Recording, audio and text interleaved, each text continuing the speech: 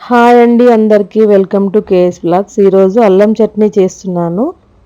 కావాల్సిన ఇంగ్రీడియంట్స్: అల్లము, వెల్లుల్లి, ఎండుమిరపకాయలు, మినపప్పు, శనగపప్పు, బెల్లము. స్టవ్ మీద కడాయి పెట్టుకొని ఆయిల్ వేసుకొని మినపప్పు, శనగపప్పు వేసుకొని వేయించుకోవాలి.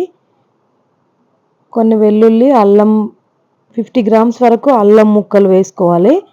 కొన్ని ధనియాలు కూడా వేసుకోవాలండి. ధనియాలు వేసే క్లిప్పు రాలేదు. తర్వాత 10 నుంచి 15 వరకు ఎండుమిరపకాయలు వేసుకోవాలి. కారం ఎంత ఉంటే అంత, ఎక్కువ ఉంటే తక్కువ వేసుకోవాలి, మీరు తినగలిగేంత.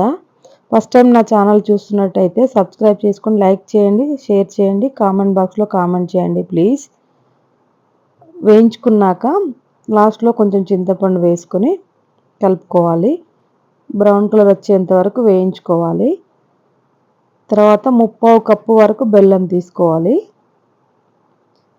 బెల్లం వేసుకున్నాక స్టవ్ ఆఫ్ చేసుకొని పక్కన పెట్టుకోవాలి. చాలా చాలా బాగుంటుందండి, టేస్టీగా ఉంటుంది. మీరు కూడా చేసుకొని కామెంట్ బాక్స్లో కామెంట్ చేయండి. ముందుగా పోపు తయారు చేసుకొని పెట్టుకుంటాము. స్టవ్ ఆన్ చేసుకొని కడాయి పెట్టుకొని ఆయిల్ వేసుకొని పోపు చల్లారింది వేసుకుంటే చాలా బాగుంటుందండి, వేడివేడిగా వేసుకోకూడదు. కచ్చపచ్చగా దంచుకున్న వెల్లుల్లిపాయలు, కొంచెం కరివేపాకు, ఎండుమిరపకాయలు, జీలకర్ర, ఆవాలు వేసుకొని బ్రౌన్ కలర్ వచ్చేంత వరకు వేయించుకొని పోపును పక్కన పెట్టుకోవాలి.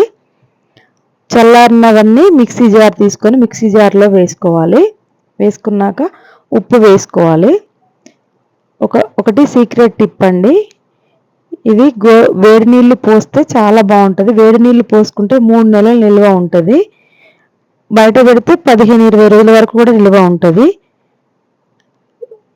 అల్లం పచ్చడి రెడీ అయిందండి. పోపు వేసుకున్నాక చూడండి ఎంత బాగుందో. మీరు కూడా ట్రై చేసి ఎలా వచ్చిందో కామెంట్ బాక్స్లో కామెంట్